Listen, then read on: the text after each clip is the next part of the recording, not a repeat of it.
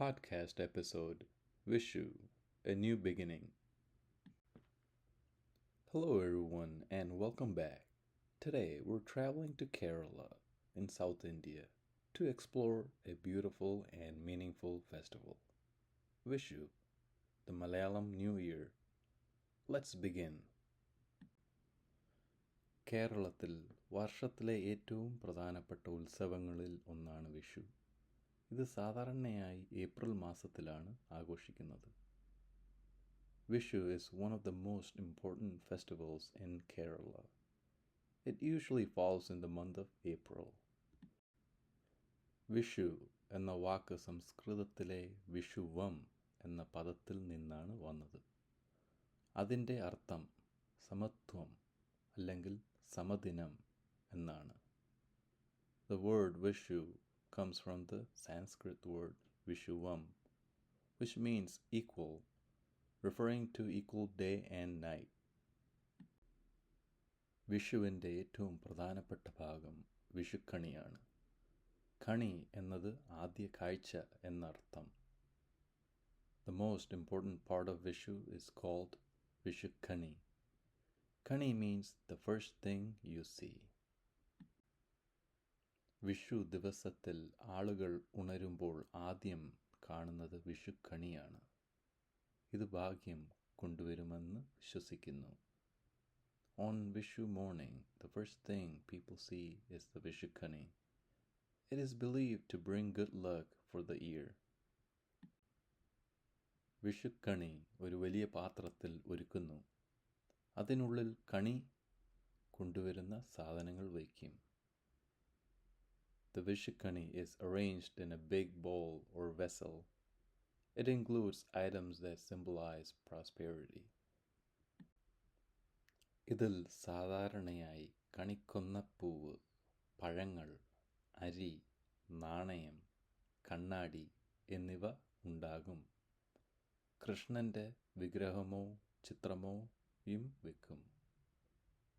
It usually includes yellow flowers called kanikonna, fruits, rice, coins, and a mirror. There is also an image or idol of Lord Krishna. രാവിലെ വീട്ടിലെ മുതിർന്നവരാണ് ആദ്യം ഉണരുന്നത്. അവർ കണ്ണുമൂടി മറ്റുള്ളവരെ വിഷുക്കണി കാണാൻ വിളിക്കും. Early in the morning, the eldest member of the family wakes up first. They gently wake others and guide them to see the Vishukani. അതിനുശേഷം കുട്ടികൾക്ക് വിഷുക്കൈനീട്ടം നൽകും. ഇത് പണമാണ്, ഒരു ചെറിയ സമ്മാനം. After that, children receive വിഷുക്കൈനീട്ടം. This is money given as a gift.